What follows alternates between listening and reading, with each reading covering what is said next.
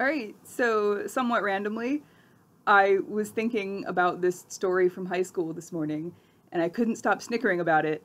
So then I thought, oh, I'm going to see if I can fix my, I almost said microphone. You can tell I'm still thinking about microwaving a caterpillar. And now it works, somehow. I don't actually know what I did or what was wrong before, but now it apparently works. So I'm going to tell the story of Jason and the Bloops, which sounds like a rad band name, but is not in fact what happened.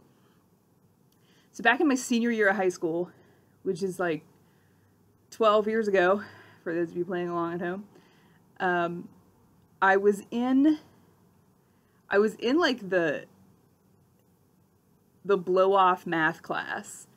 Previously, like every other year, I'd been in like the advanced classes, and I still could have opted into the advanced class for my senior year, but thanks to like repeated abuse from my stepmother, I just no longer gave a fuck about anything. So math and science classes, I took the easiest possible things and just cruised through them and did nothing. This particular math class was a statistics class, which really is not relevant to the story, but I'm not known for being brief ever. And we actually were allowed to do things like listen to the teacher's favorite radio station and like bring in a list of songs that we heard, and that was extra credit. So it was low-key. Like we didn't do much of anything in there. There were a lot of good stories from that class because we fucked around so much.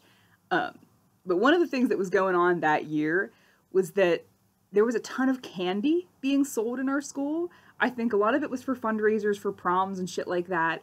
But a lot of it was just like shit in the cafeteria. Like they just had a ton of candy available. And there was this one candy that I've never heard of before or since, and seemed to only be sold at our high school. I have no idea where the fuck they got it. But like if you've seen these things, please let me know.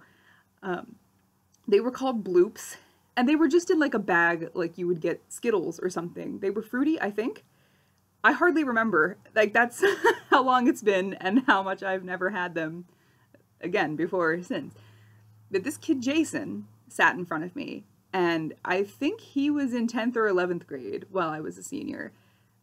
Because this class was just like a fuck it, take this whenever or if you want to kind of class.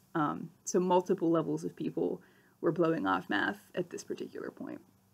And Jason, like I said, he sat in front of me, and he would sometimes just turn around and be like, hey, how's it going?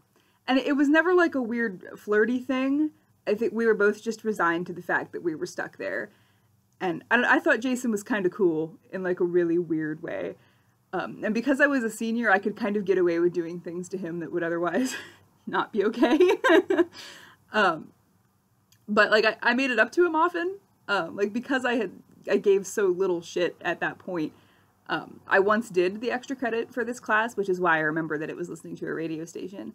And then I just fucking gave Jason the same playlist so we could both get extra credit because I just didn't give a fuck. Like normally my like educational integrity would have been too strong or something.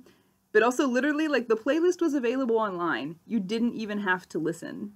You could have just gone and like copied 20 songs and then come back to school. So the effort was minimal on my part. And I was like, yeah, Jason can get 10 extra points too. I don't see why not. But Jason's favorite thing to do was to bring this bag of candy called Bloops to class. Every day he had a bag of these. Like it was clockwork that this kid had this bag of candy. So he brought him in like the first couple days he had them. And since I said like I was prone to harassing this kid for stuff, I was like, hey, Jason. You know, he turns around. I'm like, can I have Bloop? And he'd kind of like roll his eyes, but you know, he'd like pour one or two into my hand. I'm like, fine, we're good. So like the next day he has them again. I'm like, hey, Jason, you want to give me one of those Bloops? I'm like, fine, you know. And there were days when I had to kind of coax it out of him. Like, hey, you know, I gave you extra credit once. You want to give me some Bloops, you know. And so he did it. Well, then, you know, my friends, Christy and Melissa, were sitting in the two seats next to us. And they go, hey, Jason, you want to give us some of those Bloops? And so he does it too. And, you know, after a week of that, like, the kid that sits next to Melissa and Christy starts hearing and goes, hey, Jason, you want to give me some of those Bloops? It got to the point where he would sit down in the classroom and 4 or 5 people at once would go, "Hey, Jason, you want to give me some of those bloops?" I mean, it was like an echo chamber in there. There was one day where he didn't actually have more than like a third of the bag left for himself. So one morning I started it up again as usual, and today the part of Jason's bloops will be played by this Canada mug from my friend Katie. And I leaned forward and tapped him on the back and said, "Hey, Jason."